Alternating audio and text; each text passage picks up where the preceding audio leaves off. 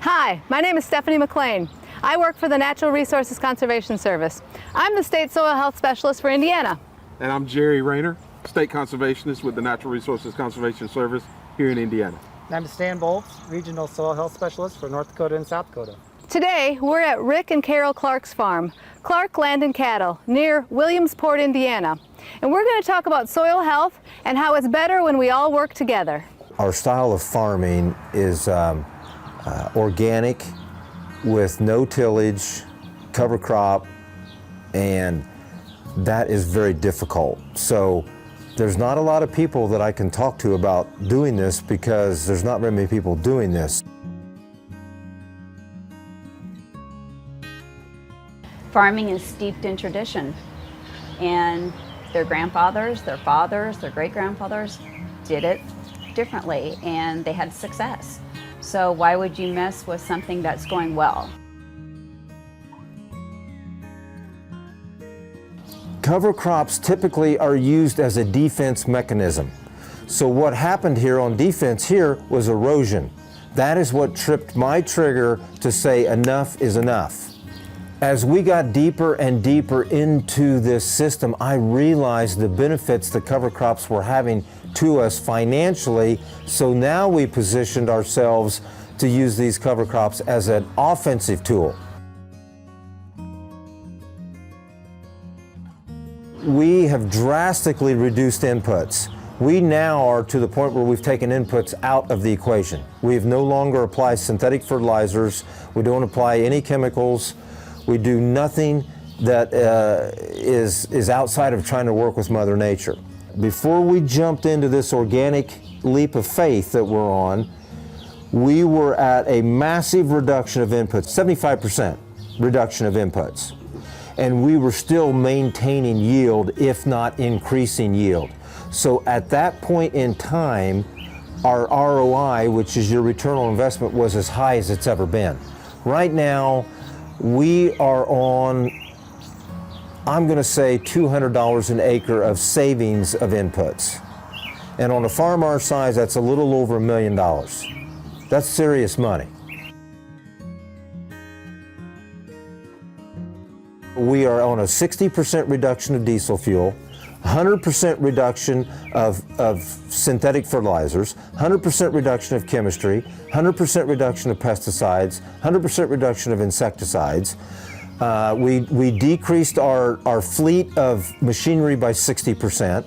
So as you look at all of these things, our carbon footprint now has gone negative. It can be done.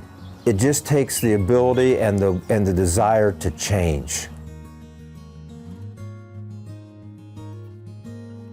The one principle that I really abide by is minimal disturbance to the soil. Minimal disturbance to the soil is reduction of chemistry and reduction of tillage, okay? Now, we have taken it all the way. I think you have to reduce everything. Another one of the principles is to keep a living root growing as long as possible. That's another thing we strive for here. We have to keep cover crops growing as long as we possibly can, and then maximize diversity within your system. And that diversity can mean many things.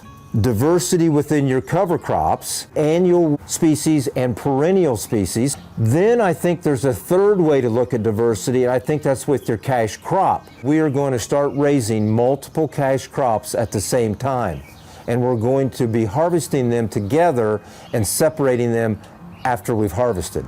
That is massive diversity. The number one thing is farming green. Planting your cash crop of corn and soybeans into a living, growing green cover crop and not terminating that cover crop until after you've planted. The reason why this is important is because now you've let that cover crop maximize what it was intended to do. Give you armor and cover and protect against erosion and also sequester nutrients. The second year into this journey with cover crop, Mother Nature humbled me in a big way. Mother Nature decided, I'm going to rain on you for 6 weeks, from April to the middle of May. And now you're going to plant corn into 6-foot tall rye. And that's what we did, because we had no choice. Long story short, those fields were the best yielding fields on the farm, so we had success. She showed me that you can do this. And from that point forward, the standing rule on the farm was no cover crop will be terminated until after we plant. Before the soil health really starts to kick in and you move away from that tillage system, we were seeing yield variances of 30, 35 bushel in a field of corn, upwards of 10 bushel of soybeans in a field. When we were into this system hard and the soil health is coming, we've taken that down to less than 5 bushel in a cornfield and less than 2 bushel in a soybean field of variance. So we've now become very stable, very predictable. When Rick talks about diversity, that's just another component, would be to adding livestock into your operation. We've always had cattle, and so I thought about trying Katahdin sheep, which is a haired sheep. And so I've had my first crop of lambs, and so far it's going great. My first advice is to put them into a program that is going to set them up for success. Once a farmer gets a taste of what we can do with these cover crops and what they can still do with the output on the other end, the production part, they're going to wonder why they didn't do this sooner.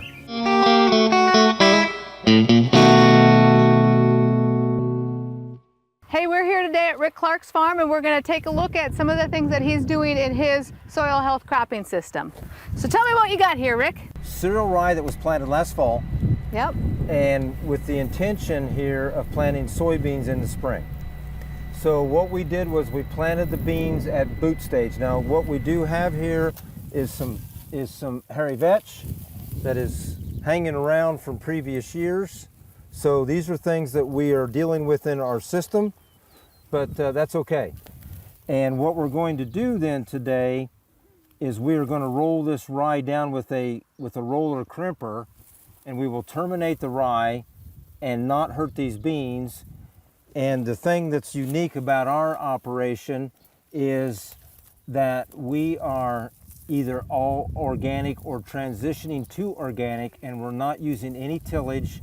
So we need this biomass to suppress weeds. There's a lot of different ways to terminate a cover crop, and roller crimping is one way to do that. And for it to be successful, especially if you're looking at it for termination, it has to be a certain age, right? The cover Right. crop has to be at anthesis or Right. past pollination, Right. So that it gets put on the ground, and that process of the crimper will actually terminate it. We took a soil temperature in here just a little bit before, Yeah. and it's what do we think for a temperature today? Is it it's Ambient- over 90? Yeah, it's probably 90. Yeah. And air temperature in the soil profile under the cereal rye was about 88 degrees. Yeah. So we're less than ambient temperature, that's what we want to see in these Yeah. systems, that we're protecting that soil surface and getting temperature control in these systems. Right. Now last week it was 92 degrees, okay? I put a thermometer actually on top of this that we've rolled down, and it's radiating heat. It was 110 degrees at the surface.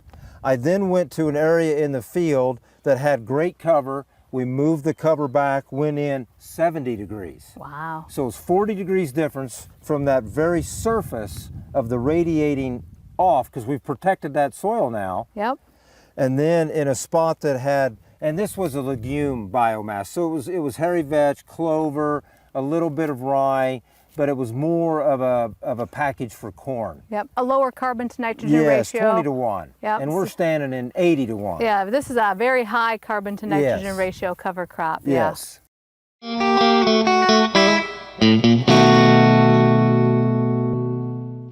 Well, Rick, let's take a look at some of those aggregates in the soil, and then maybe talk a little bit more about other biological hotspots that we Sure. see in the soil. Sure, let's see what we can come up with here. Now, the first thing I want to bring to attention is the absolute ripping noise you just heard of all the roots just ripping away. That's Yes. how many root fibers there are in this profile. Which is quite a few, yes. So we're gonna flip this over here. I can't hardly even Yeah. get it out. We got lots of above ground residue and living cover here, right? So we're gonna kind of look at this soil, right? And when we talk about what an aggregate is, Rick's got one crumbling up in his hand right now, but you know, we're gonna take that larger aggregate like this and we're gonna start to break it up. And all of these little pieces, as we break it up, as they kind of hold their shape in this kind of angular, smaller BB size shape, those are our aggregates. And each one of these aggregates, you know, and all of these soil particles and aggregates that are in here, these are biologically formed in these systems. So our soil microbes, in particular our bacteria and our mycorrhizal fungi and other small organisms like that, they exude biological glues that help coat those aggregates and hold them together. And so when Rick talks about building this system, he's actually building a home for the microbes so that the microbes can do their job of building aggregates. And so we really want to think about that these aggregates and building aggregates in these systems. If we do not eliminate tillage, okay, and people constantly are tilling, all they're doing is breaking these systems down, then the mycorrhizal fungi are rebuilding that system just in time to have it wiped out again by another passive tillage. If that just keeps occurring, there's no soil health being built because all they're doing is trying to rebuild their communities. Every time, so we're getting the net loss. That's a net loss. So Rick talks about aggregates, and here's some great looking aggregates right here, right? And we do our aggregate stability assessment, and we take these aggregates and we put them in water. And so this is a great place to look for biological hotspots and looking for these aggregates. As Rick's digging another hole, let's think about some of the other hotspots. A biological hotspot is a location or a region within our soil profile where we know that if we're going to look for soil organisms, that is a place where we will more than likely find them. If we think about, say, a cornfield, right? We have, in most typical scenarios, besides Rick, because he's not typical, he is well above average, but in most typical scenarios, we got 30-inch rows. So that area in between those rows, that's kind of a dead zone because there's not a lot of vegetation there. There's nothing covering the soil surface in conventional systems. And so we want to think about those hot spots where if we were to look for soil organisms, we want those hot spots to be the areas where we would typically find them and have greater success of finding them.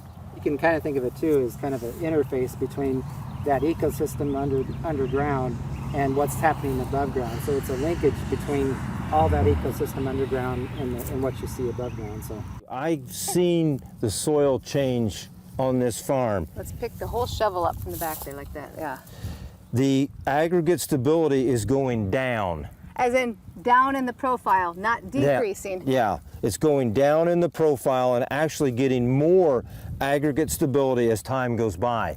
Yep. As you would do this observation in a beginner's field, and when I say beginner, 5 years or less, you're going to see this in the top 2-inch zone. We'll see aggregates, and then down here it'll be larger blocks that maybe fracture up, but they won't have this nice crummy type cake crumb or cottage cheese type texture. So Rick is building aggregates down into the soil profile. So we're creating more and more habitat for those organisms. And in a tall grass prairie, that's one thing that's pretty much universal, is this granular structure that you see in the top.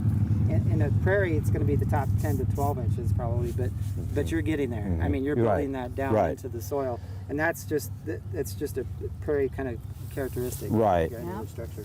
Yep.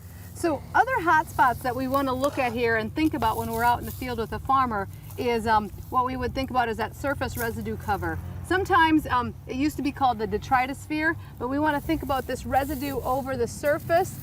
And again, as a principle, we call that soil cover. But when we think about that soil cover in the terms of, like, say, a biological hotspot or the organisms that are going to live and thrive here, this is where our decomposers and our larger insects are going to thrive. And so if you go to a field and you know, part of our assessment is to look for soil biology or biological diversity, and maybe it's not the right time of year to look for them, we want to also try to look for those hot spots. So if we can look and we can see soil cover, we know that that soil surface is protected with these residues, then we know that we have that hot spot here, this residue on that soil surface. So our ground beetles and our other insects on the surface are protected and covered, and those other organisms that are in that habitat, our thrips, our pill bugs, all of those things, they need this type of habitat. This is their hot spot where they do their work. Another hot spot that we look for in these systems are our rhizosphere. So that we talked about that maybe a little bit in some of the other site visits, but that's that area around that plant root where we can see that crummy texture around those plant roots, or we can see aggregates forming on them. So again, that rhizosphere is that area along the plant root, because the plant is actively exuding carbon from photosynthesis out of the plant root, and then the microbes are living right around that plant root, consuming that carbon, and then also doing their job of building aggregates right around that plant root. Another one like biopores, or in this case probably an earthworm channel. So those are conduits to transport nutrients and also for water flow and infiltration into the soil. So we have some of those showing up in this profile as well.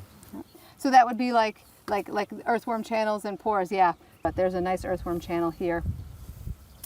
And then one of the other hot spots that we look at quite a bit is the pore spaces. So again, one of the things that we really want to think about is that in a healthy soil ecosystem, 50% of that soil is pore space, right? 50% of that soil is nothing. And we need to have that pore space because we need to have air and water exchange in that system. And so when we look for pore spaces, it's really thinking about, it's thinking about like how that soil feels or weighs in comparison to, say, maybe a more compacted soil. Because when our soil is compacted, we're losing pore spaces, so we're having less space for air and water exchange.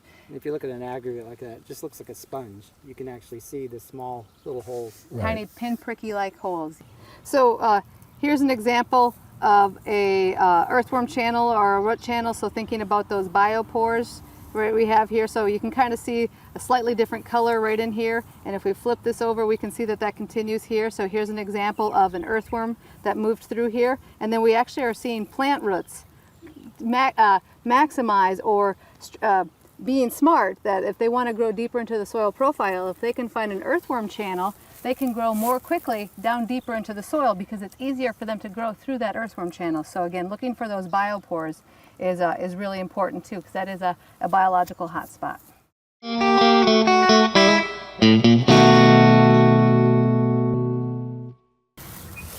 So Rick, you talked about how when you were trying to figure out the amount of nutrients that were in your cover crop, you did biomass clippings and sent them to a lab. That's correct. Let's kind of walk through how you did that, so that if people are interested in doing that, they kind of know what to do.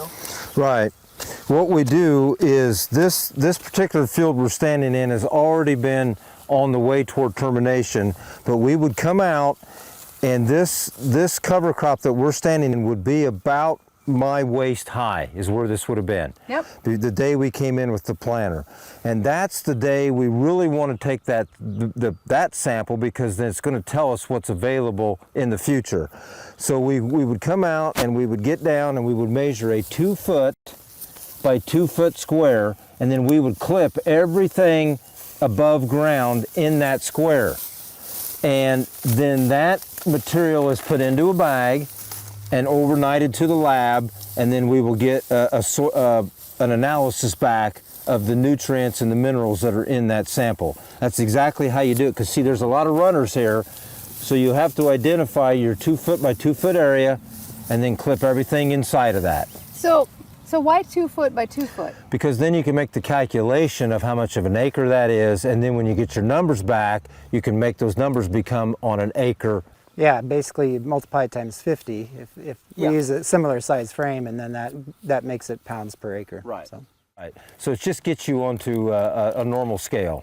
And when you're clipping it, you clip it right at the ground level, right? So you're clipping it right down here. That's exactly correct. Taking all that biomass and sticking it in a bag. Remember, we are only going to identify what's in this above ground material. We're not doing anything below ground because, for one, I don't know how to do that. There's roots going everywhere. So how are you going to capture these species? So there's way more biology going on below ground than what we're even experiencing above ground. Stan, talk about some of the tools that you use to estimate biomass. Say if a conservation planner or a farmer wants to kind of make some estimates without actually sending it into a lab. What do we got here? So like I said, this is just a slight variation on what Rick mentioned, a 2 foot by 2 foot, you know, with a tape measure measuring out. And like, you know, you can take out a section and make it that 2 foot hoop, or you can just take that section out and then it's a 1 square foot. And you do the same thing, you just get the vegetation standing up in there, and then you would clip it off. And I like clippers versus that knife you were using there. But I would never really use a knife for cutting biomass, for the record. yeah. But anyway, yeah, you just clip it all off at the ground level, and I'm not going to complete this, but and then you put it in the bag. Yep. And when you do a forage analysis, do you do like an air dry? Yeah. Dry it, yeah. So that's what we do too. We just air dry it. So basically, you set it on the shelf until the weight stops going down, and that's air dried. And then you would either send it, or you'd weigh it for total production, or send it in for forage analysis. And that gives you an accurate read on the amount of biomass you have. Yep. And this hoop would be times 100 instead of times 50. Yeah. So. Right. Yeah, there's another method though that's a little more rapid. It's an estimate, but it can give you a pretty good ballpark number. And essentially, what we call this our cover crop grazing stick. And what you do is you just walk through the field, and like every 3 feet, you put the stick down, and then you measure the height, kind of near your last step. And so we're talking, you know, about 8 inches. And then you take another 3 steps, and do it again. And you know, we're talking 9 inches there. This has already been harvested, basically cut. So we did it over in another pasture, and it was about 33 inches average height. And then you take that number times a number that we've already calculated for pounds per inch, and that'll give you your total biomass. And we figured on that one over there about 7,000 pounds per acre total production. And Rick thought that was probably not too far off. So, but it's just a quick and easy way to get at production.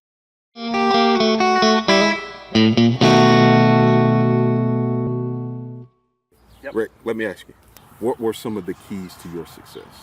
I walked into my local DC's office not knowing a thing about what we were getting ready to talk about. Okay. And he sat down, opened up his book, and he said, these are the programs that are in place, and the one I really liked was Equip. It was a 3-year program.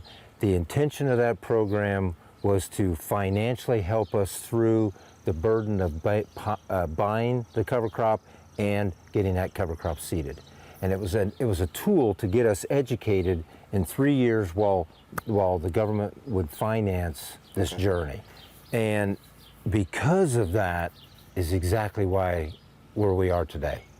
That was what got me started. That first year out of the gate, we planted cover crop in the fall. The next fall, it was the best yielding corn we had on the farm, and that's all it took to get me hooked. Where can we start? Yeah. What is that one thing that we can do for that new producer or that conventional farmer that we can move in that direction? Right. Yeah, and I think it's very important that you find your producers that are willing to be transparent like we are, and let them be part of your journey. So that farmer comes to your local agency, starts that conversation. You now know that you can call me and set up, you know, per my calendar availability. Right. Let's set a meeting up next Wednesday. Can we bring 3 farmers out to your farm and let's just see what you're doing? I'm going to say you sure can. Bring them out. We'll have a get down on our hands and knees, because that's what farmers want. Okay. They want to get dirty. They're touchy-feely people. They want to get down on their hands and knees and see how in the world is this crazy guy doing this. It can be done. So I hope you learned a lot of great information here today.